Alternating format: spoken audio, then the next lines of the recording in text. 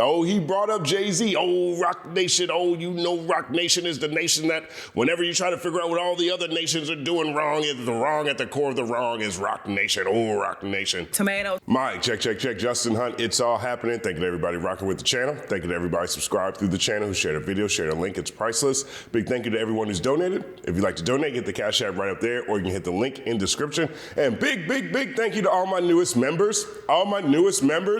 Soul to Spin, DM7561, Clifton Johnson, 1990, 90-second applause.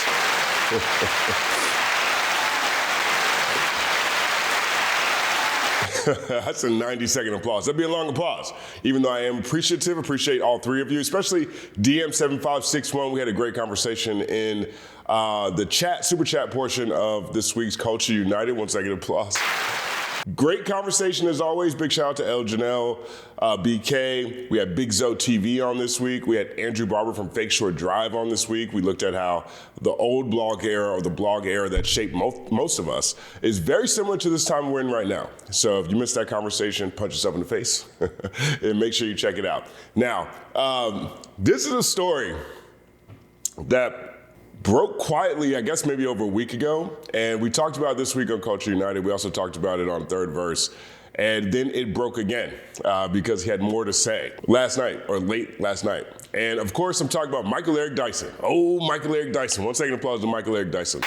But these days, he's been more like tomato. When it comes to talking about his, or rather, an argument he's trying to make about Kendrick and Drake, or an argument he's trying to make, rather, I think what it is it's an argument he's trying to make, and he's trying to use Kendrick and Drake as the vehicle, and I don't think he's that effective at it. If you missed the story, here's the story. Late last week, Michael Eric Dyson, noted author, scholar, college professor, just all around brilliant guy, right? Michael Eric Dyson, he was on a podcast with Dave Moore, who's a comedian, and they asked him about colorism in the black community in a roundabout way. And so here's what he had to say.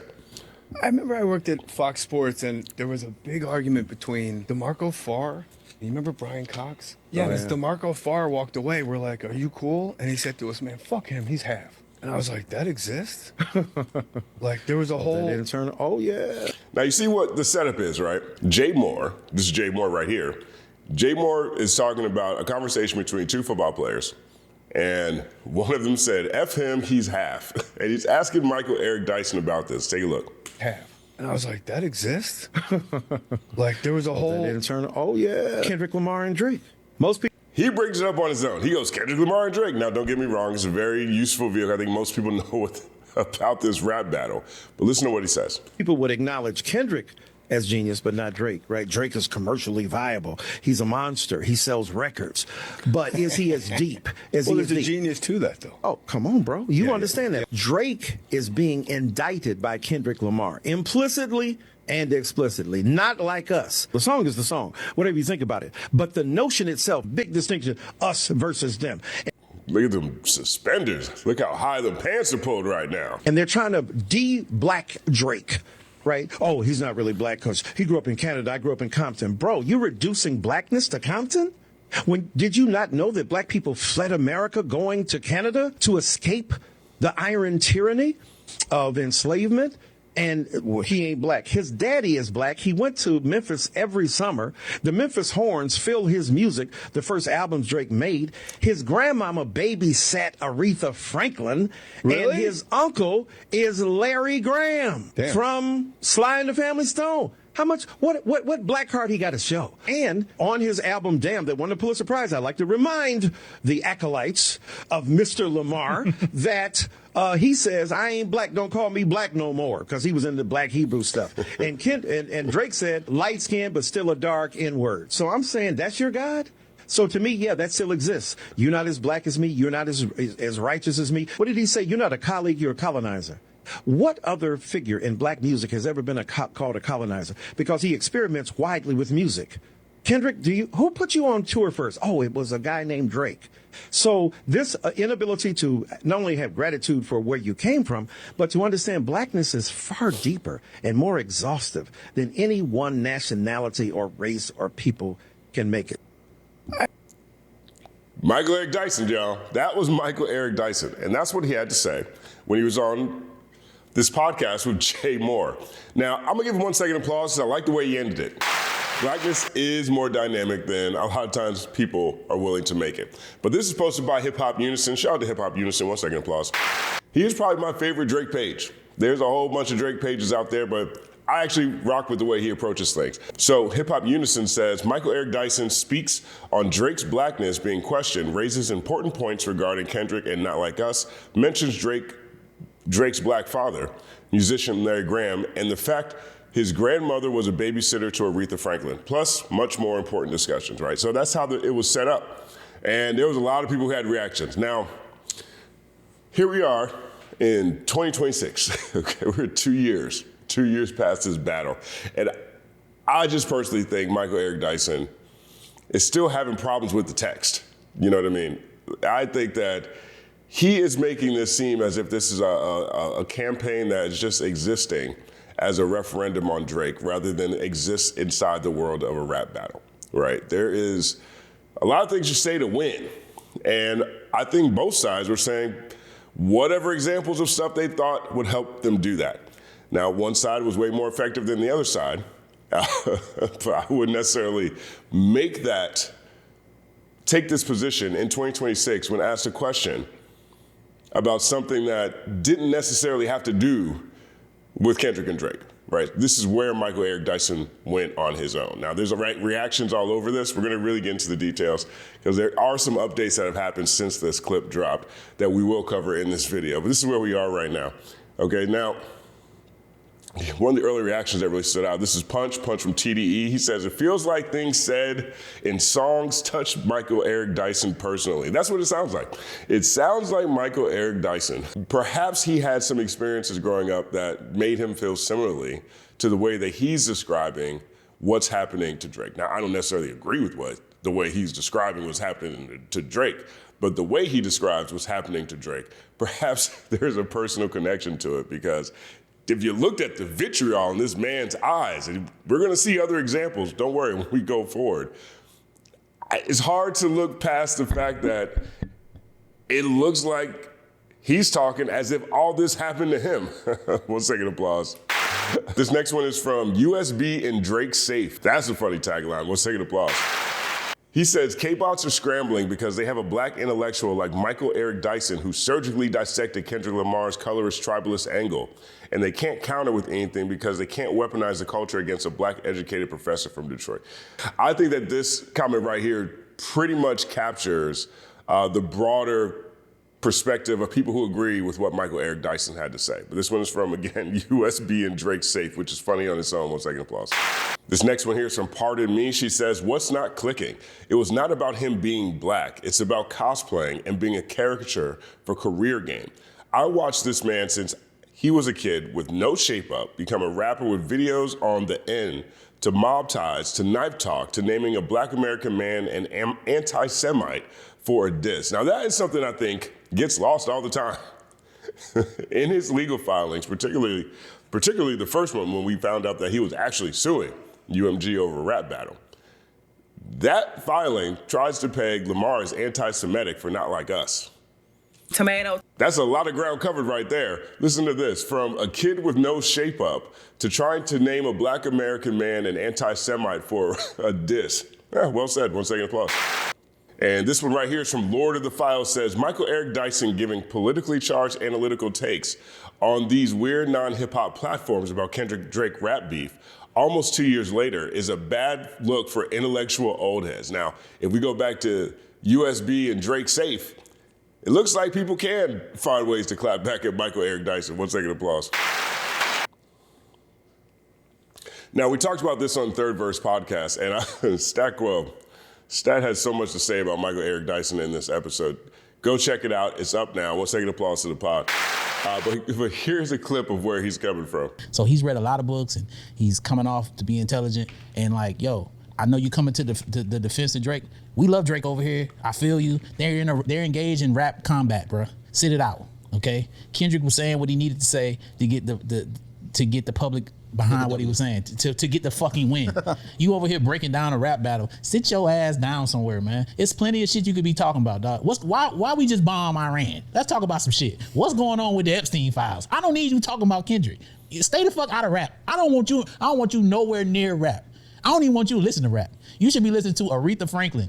You motherfucking smart Negro, you. You know what I'm saying? I don't want to hear no breakdowns. I remember when you was doing the Tupac lyrics and you was doing them and you was talking about it. Shit was cringy then. No one told you, but I'm telling you, Eric, sir, respectfully, get your ass out of battle rap. Get your ass. We need you on the politics, dog. We need you to talk about what's going on with the politics. I don't want to hear your take on nothing with no rap battle between two people that were clearly saying whatever they needed to say to get the fucking W. Okay, shut the fuck up, you fucking educated nigga, you. Okay, one second applause to Stack. If you saw this episode, let me know what you think about this part in the comment section. But you can see the reactions that he's getting, right? People are pointing out the fact that Michael Eric Dyson seems to have a difficulty within his commentary, reminding people that all this lives in the universe of a rap battle. This is what people do. In the legal files, they called this hyperbolic opinion. Right. This was the argument that lost the case for Drake because, generally speaking, and now within the court of law, people understand that rap battles are hyperbolic opinion. Right. And so that's what makes Michael Eric Dyson look wild for his colorization or characterization of what happened between Drake and Kendrick. 1 second applause to Stackwell. We talked about this too on Culture United this week. Listen to what Elle Janelle had to say. I'm about to have to fry him.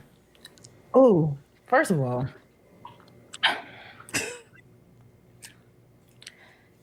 I first want to start with the part about Kendrick Lamar saying he's an Israelite. I don't think he was talking from first person experience. Like, I don't think he was saying, I'm Kendrick Lamar, don't call me Black Lamar. I'm pretty sure that verse was him, like he was speaking as a character in that verse. I have to go back to it just to make sure. But I don't think Kendrick Lamar really meant, I'm an Israelite, don't call me Black no more. So for him to just haphazardly say, because he was going through his own Black Hebrew thing, the dismissiveness of the Black Hebrew thing, while also saying don't be dismissive of the different types of Blackness, was hypocritical.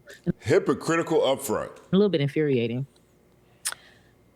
You reducing Blackness down to Compton. That was a straw man. I don't think that Kendrick said I'm Black because I'm from Compton. So just because he is from Compton, you deciding to say you reduce, like that was annoying as fuck. I thought he would make some sort of better argument than this. Kendrick never said Blackness was reduced down to Compton. So why did you even say that and act like you made some sort of deep point? The Black people that moved to Canada are not the people that Drake descends from. So bringing up the fact that some Black people fled to Canada, those are the people who ended up inventing hockey, by the way, and they also ended up dealing with some other type of institutional racism that I can't really remember right now because my blood is a little bit boiling after listening to all of that shit. It doesn't matter. She cooking right now. That some Black people went to Canada because those are not the Black people that Drake descends from, which you already know because you brought up his Black dad that is in Memphis, which is not the Black people in Canada. So that didn't make no fucking sense. Did he reduce Blackness down to Sly and Family Stone? He did reduce Blackness down to Sly and the Family Stone. In his example of trying to say that Kendrick is reducing Blackness to Compton, in defense of Drake, he's reducing Blackness to Sly and the Family Stone. Tomato. Keep going now. I fucking hear that. Did I hear him reduce it down to being related to a famous Black artist? And that was and don't forget Babysitter too. Babysat also makes me mad as shit. Thank you for bringing that back up. Oh no, not babysat Aretha Franklin. You mean kind of like how all types of our ancestors babysat all type of children that they did not acquire the same status as? Wink, wink, hint, hint. Remember that? Drank from the tit of a Black slave, but that person was still a slave and you grew up to have a different status from them? When does babysitting now give you some sort of status? When does babysitting give you some kind of status? Good question. 1 second applause. A lot of people had opinions on this. Big Zo TV had one too. This is what he said about this topic, reminding us of something very significant here. No, I just had to look up Meet the Grams real quick because I do remember him referring to his own son as a Black man. So, yep. I don't know. Never code switch, whether right or wrong, you're a Black man. He said this to Adonis. That's what it is, right? 1 second applause to Big Zo. Big Zo had a lot of dope things to say last night, too. Check out his channel, Big Zo TV. 1 second applause to Big Zo TV. But this is what I mean, right? These are all additional colors and patinas, as Kanye might say, that are also part of this conversation, right? You can't sit here and say, or it's very difficult to make a solid point, in my opinion, that lands in a fair way by pulling out all the things that you don't like about one side saying it and not positioning it next to where these things came from. And in this case, everything that Michael Eric Dyson is talking about Not Like Us, essentially to me, in my opinion, is highly diminished because of what Zoe said here. He talked about how Adonis was a black man on Meet the Grams. His little blonde-haired French son, Doc calls a black man, right? So the way Michael Eric Dyson is sitting up there talking to Jay Moore and them, these non-hip-hop podcasts, trying to explain to them colorism, essentially, and using this battle just isn't working. And this isn't the first time he's done this, right? He did this in 2024 after he published an article in a newspaper, which we will take a look at, because it is relevant to this, that he was promoting on the Stephen A. Smith podcast. And basically, what we just heard was the clip notes of that piece, right? And I, again, think what Michael Eric Dyson truly is doing here is he is trying to have a conversation about colorism and othering within the black community, both domestically and globally. That's really what he wants to do. And I think that there's a lot of merits to having that conversation. I think he really wants to do that. And in that process, he's trying to force that conversation through the lens of Kendrick and Drake. And that just doesn't work without being extremely, at worst, self-serving, at best, self-convenient. Next, this one right here comes from Zoe Gemini. She says, didn't Michael Eric Dyson do the same thing to Obama? I'm pretty sure he alluded to his upbringing, not allowing him to culturally connect with black Americans. If he understood then, why can't he understand the meaning of Not Like Us? Or is he upset because he also has a weird case? Well, that is a two-pronged thing right there, but the first answer and the short answer is yes. If you look at this overview here, Michael Eric Dyson's critique of Barack Obama, heavily detailed in his book, The Black Presidency, Barack Obama and the Politics of Race in America, argues that while Obama was a great president, he was often too timid on racial issues and missed opportunities to directly address racism. Dyson argues that Obama's approach, designed to avoid appearing as an angry black man, quote unquote, and to appease a broad, often white constituency, resulted in a strategic inadvertency that failed to adequately address specific systemic and anti-black violence. I mean, there's another receipt right here. He was critical of Obama for very similar things that if he wants to use this metaphor, this Kendrick versus Drake metaphor that he seems to be passionate about, a lot of the things that Kendrick and others have been saying about Drake are similar to some of the criticisms that Michael Eric Dyson pointed out in his book here. BK touched on that second part on Culture United this week. Well, I also wonder at which point he felt personally attacked, because allegedly, weird case, full-on investigation into this man for weird cases involving students. He does have some allegations out here, and here's one of them from the Georgetown Voice. It says, Georgetown investigated Professor Michael Eric Dyson for student harassment allegations before his hire by Vanderbilt, right? And so, in an interview with The Voice, the student, who will remain anonymous, disclosed details of Dyson's harassment while she was enrolled in one of his classes at Georgetown in the fall of 2019. According to the student, 62-year-old Dyson attempted to use his status and connections to establish a relationship outside of the classroom. The student alleged repeated private dinner investigations off campus, personal text messages, and incidents of unwanted physical touch and proximity, including invasions of personal space and an instance of Dyson massaging the student in class. When she offered to meet Dyson during office hours instead, according to the student, he insisted on a private conversation outside of academic settings. Tomato. This is out there about Michael Eric Dyson, and people are bringing this up. They're bringing this up because of this conversation once again. Here is another example. This is unrelated to rap battle, but it's one of those things that people are talking about. I would like to also enter into the record a screenshot of a text message I received from the esteemed professor from Vanderbilt, Michael Eric Dyson, after my CNN interview, begged me for photos. In this text, he says, after calling me racist on CNN, shh, don't tell anybody, we look good together, and sent me a kissy emoji. Without then objection. the guy says I'm gorgeous in all these photos. I don't think he's that bent out of shape on how anyone pronounces Kamala. And if we're going to have that standard, you got to hold it to both sides, not just one or the other. So that's Nancy Mace. She's a congresswoman from South Carolina. Tomato. She's absolutely terrible on pretty much every policy, in my opinion, and but she does represent a lot of people from South Carolina, where I'm also from. And so she called out Michael Eric Dyson on the House floor, said he was making kissy faces at her because he, on CNN, was critical of her mispronouncing Kamala Harris's name intentionally all the time, which I think I would be too. I think we all should be. That's a blatant sign of disrespect. But then after the segment, was over here talking about how good they look together, right?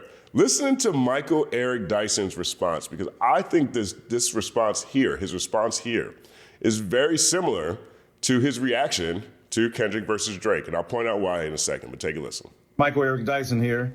Just want to clear something up, a vicious untruth and rumor that's being spread by Congresswoman Nancy Mace, claiming I was trying to hit on her. So I'm trying to figure this out. So this is our complete text exchange that she says proves I was trying to hit on her. Okay, break it down. Let's see it. We were on CNN together. She was vicious. She was nasty. She refused to call Kamala Harris by her right name. We had a bitter exchange about that. She claims in the interview that I called her racist when I went out of my way to say she wasn't a racist. I said, you're a wonderful woman. But let me say this to you, because I know you probably didn't understand this or mean it. But when you call Kamala Harris out of her name, that is perpetuating a legacy of inequality and of white subordination of black people. She definitely knew what she was doing. Oh, so you called me a racist? No, I didn't. So she's looking for some reason to try to exploit the situation. This is the text exchange. I sent her, Abby Phillip, the host of the show, suggested we take pictures. I said, let's take a picture. She said, Abby said, when you post it, then tag me too. And extra details, I'm not sure we need, but let's see where he lands. Then we'll have fun, because the whole point was two bipolar opposites. Michael Eric Dyson on one side, Nancy Mace on the other. So I sent her and she said, great pick. And I said, shh, don't tell anybody, we look good together, with a laughing face and a kissy face. And my point was, shh, don't tell anybody. You see how fast he brushed over, glazed over that kissy face. He deflected, he pivoted fast from that one. Listen to that again. Laughing face and a kissy face. And my point was, shh, don't tell anybody, because we are bipolar opposites. You're on one side of the spectrum and I'm on the other side of the spectrum. And she said, ha, ha, ha, ha, ha. And I said, well, your gorgeousness makes the photo, so there's that. And a little smiley face. Again, I'm just saying that trying to be nice to her. With the kissy face, dog. With the kissy face. Okay. You're going to give me the shh twice, but you ain't going to talk about that kissy face, nor connected to you telling her she looks gorgeous, and then you're going to squint your eyebrows like that when you try to explain to us what you're trying to do? Tomato. Again, I'm just saying that trying to be nice to her in the belief and the effort that if I'm nice to her and I prove that we don't have any bitter consequences from our fracas on television, that we can be relatively kind to each other, and I'm being nice to her. Okay, so he glossed past that kissy face, right? Because the kissy face is what she emphasized in the house setting, and he de-emphasized that, obviously, in his explanation of why that looks so creepy, right? And to me, that is very similar to how he is handling this conversation as well. He is emphasizing all the things he doesn't like about the reaction, or at least Kendrick's approach to winning this rap battle, while de-emphasizing everything on the other side. He is de-emphasizing all of the various touch points, anecdotes, and experiences that a lot of people that Drake has worked with, a lot of people as just fans in this space, for example, as we saw with some of those earlier comments that we looked at in the beginning of this video, how they perceive some of the missteps and disrespect that has come from Drake in terms of coloring people's perspective on why they think Drake's a colonizer. He doesn't touch any of that. We'll get into that in more detail just here in a second, but here are those text messages again, right? So there's Dyson and Nancy Mace, ill, yuck, gross. Tomato. And here's the actual text. Shh, don't tell anybody we look good together. Ha, and the kissy face. The kissy face is there. She says ha. She says ha ha, he says ha ha. Well, your gorgeousness makes the photo, so there's that, right? It does look like he looks like he's hollering. I don't know who else or why else you said someone kissy face emojis. I'm not sure how often you guys use that. I never use that. I can't think of the last time I used a kissy face emoji. So, but I pointed this out as an example of what people are saying in reaction to what he is putting out there, or his narrow view of this, how this rap battle actually went. He's dismissing a lot of stuff or leaving a lot of stuff to the side that I think he's doing very similarly here. Either way, all that is tomato. So again, I bring that up because it's very similar to what I think that Dyson is actually trying to do. I think Dyson is trying to have a macro conversation about xenophobia on the rise and colorism within the black community, whether that's happening domestically or globally, right? I think that's what he's really trying to do. And a big part of the reason is because this is the article that really set off Michael Eric Dyson as someone who just looks crazy talking about this battle, right? It's an article he published in the Philadelphia Citizen, right? And it's called Why Kendrick versus Drake is a Proxy War.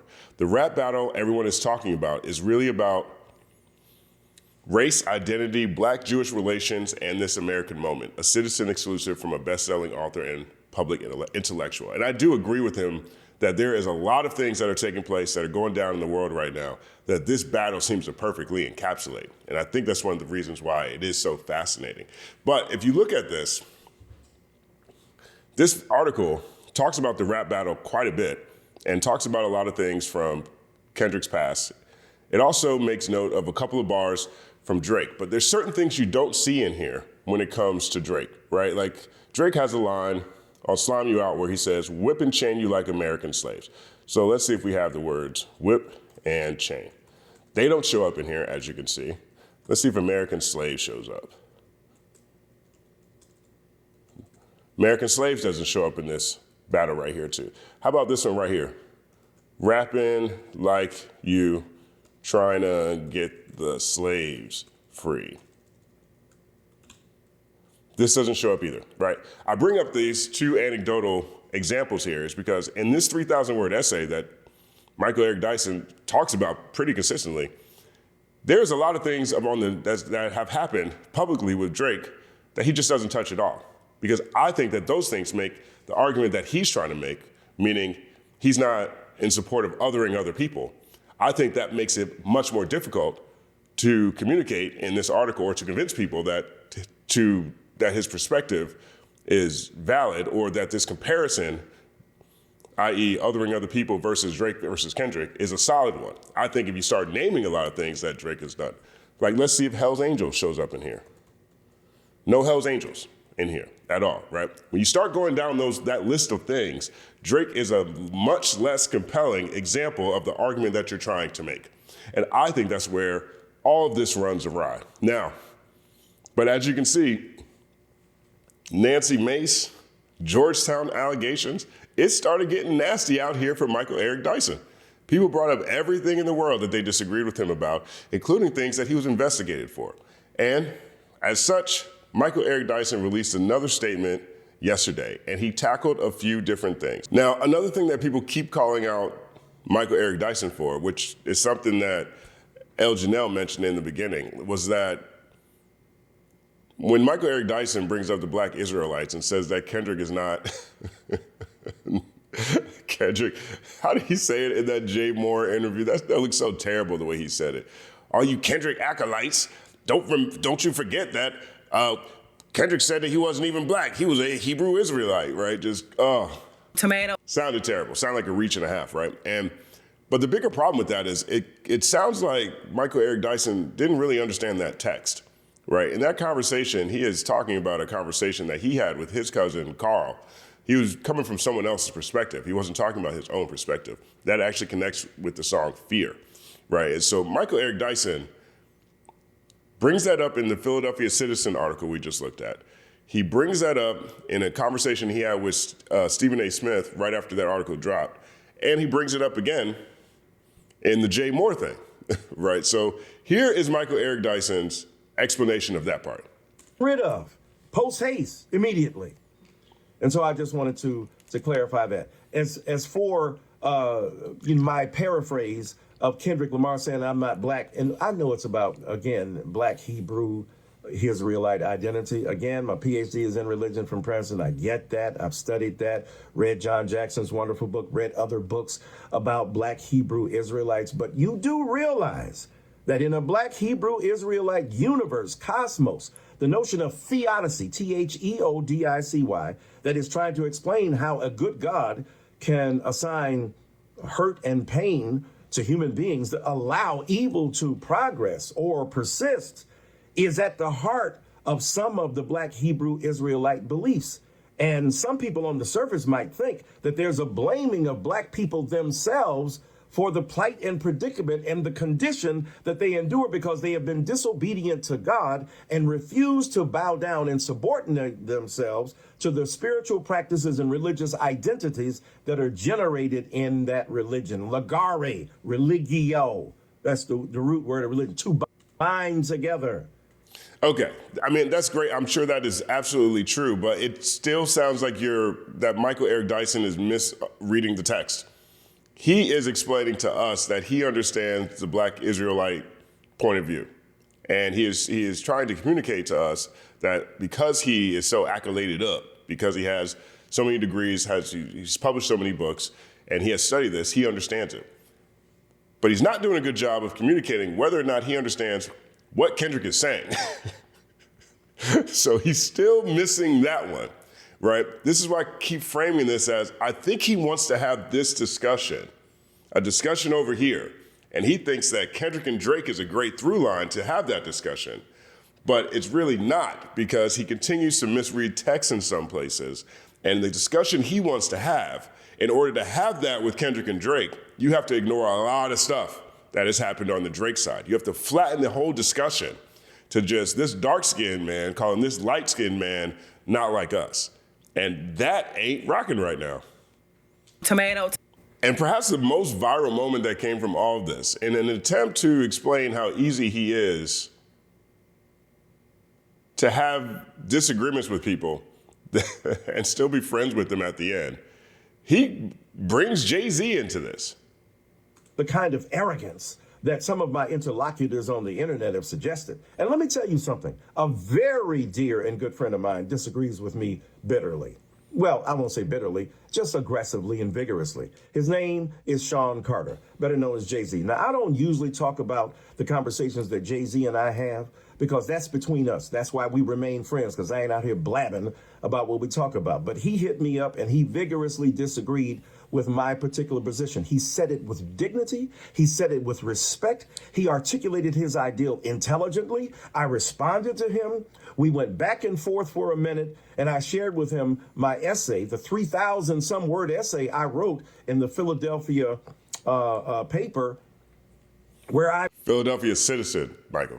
break down what's going on between Kendrick and Drake. And he was respectful. What I love about Jay is that he's not arrogant, and he's got more reason to be arrogant than anybody we talking to, including myself, on this darn internet, and yet in social media. And yet he chose to be gracious, vigorous, clear, transparent about his disagreements, but he did not get nasty and vicious with me. So the point is that I'm saying we can disagree with each other and not be nasty. I understand a rap battle is a rap battle, and you trying to exploit your opponent's if it will, vulnerabilities. But in an age of social media, it hits different when you call somebody a pedophile or when you make arguments about domestic violence. I understand. Now that part is something he's done rarely when having this discussion. Most of the time when he has this discussion, he talks about the PDF line. Listen to how he minimizes the domestic violence side of that. It's almost the same way he minimized the kissy face at Nancy Mace.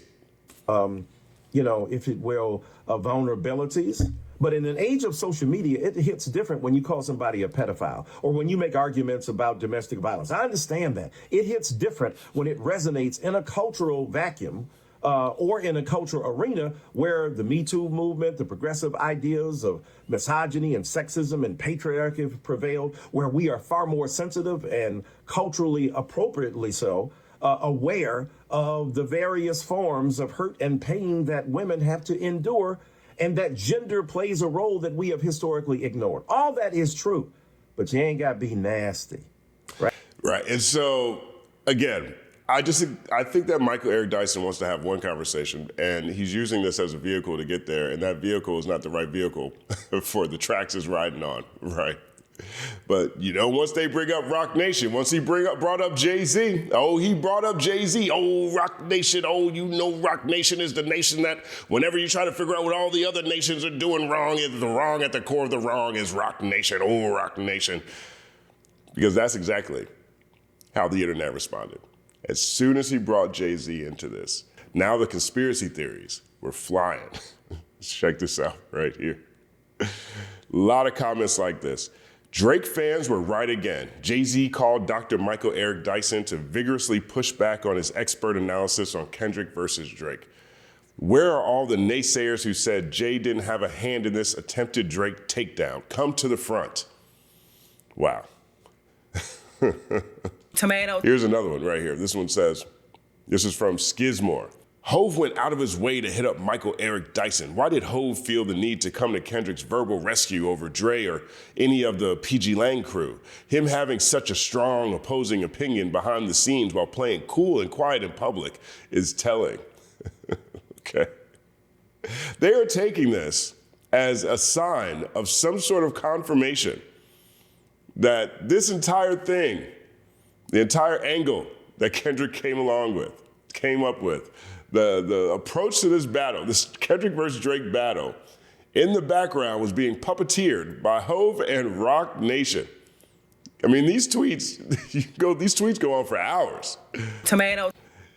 And so that is another wrinkle to this. While Michael Eric Dyson is trying to explain where he's coming from, because he didn't do a very good job, in my opinion, in his Philadelphia Citizen article, nor in any of these podcast appearances where he's been talking about this, trying to explain this to Jay Moore and his other homie over there, hasn't done an effective job there, that he dedicated 17 minutes in his own video to explain this. And while doing so, to give credence to his ability to get along with people who disagree with him, he brings Hove into the conversation, and now Drake Nation, all of the OVO community over here, feels like they have confirmation that behind it all was the hand of Hove and Roc Nation. Tomato. That's crazy. That's crazy, right? I mean, this is one of the wildest stories that I've seen in a minute, and I do want to shout out this comment that was left on the video, our conversation about this on the Third First podcast. It comes from Purple Haze, right? And I think Purple Haze, they give a really fair summation of where Michael Eric Dyson is right now, or at least how he's coming across. It says, at best, Michael Eric Dyson misunderstood the lyrics in Kendrick's music. For example, he never calls himself a Hebrew Israelite. He's speaking for another person. At worst, Michael is a flat-out liar who is pushing pro-Drake, anti-Kendrick propaganda right along with others in hip-hop industry circles, like academics and the rest. Right. At best, he's still misreading the text. At best, he is ignoring a lot of things. Or at worst, this is intentional. And perhaps it's intentional, not necessarily, with the anti-Kendrick propaganda that Purple Haze points out here, but maybe with intention in support of an article that he wrote, and he's proud that that was published in the Philadelphia Citizen, even though he couldn't remember the name of the publication when we just watched this video. Now, again, having processed all of this, to me, Michael Eric Dyson is attempting to use Kendrick versus Drake as a lens in which to talk about xenophobia's rise, both domestically and globally, as well as otherism within the Black community. And in the process is flattening the dynamics of the battle as well as Drake's own backstory. He accused Kendrick of flattening Blackness to Compton, right? That's at the core of his argument. He said that in that podcast that we watched while promoting Drake's family ties and father and whoever was babysitting for Aretha Franklin, and using those as examples of how black Drake actually is, which also flattens blackness, right? He cherry picks certain Drake quotes while ignoring others like whip and chain you like American slaves, which is crazy. Or you rap like you're trying to get the slaves freed. Or his often gross glorification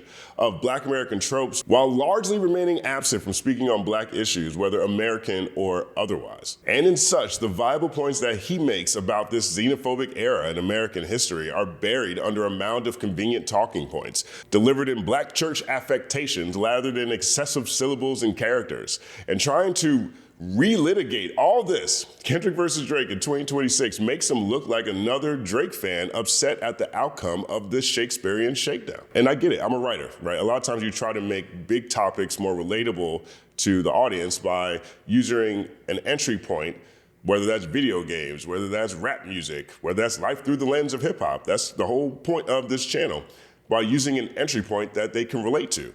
But in this case, Michael Eric Dyson, he didn't need Kendrick and Drake to educate those two white men about colorism in the black community. He chose to. He chose them as examples. They asked him about two football players. He brought up Kendrick and Drake, and in the process, sounded more like a self-serving opportunist than the distinguished, brilliant mind we all know him to be.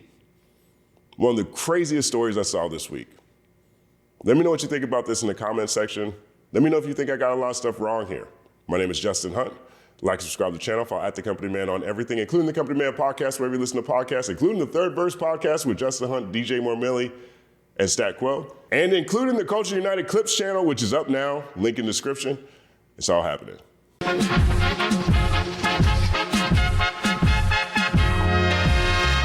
Justin Hunt is here, it's all happening. Justin Hunt is here, it's all happening. The mathematical breakdown of this mighty game of rap we in. It's boom bapping. Systematical culture views that's radical, it's all happening. Shaking hands and dapping it. Life through the lens of hip hop, from trip hop to yes, dog, you don't stop, you don't stop. Justin Hunt is here, it's all happening. It's all happening, yes, it's all happening. Justin Hunt is here, it's all happening. It's all happening, yes, it's all happening.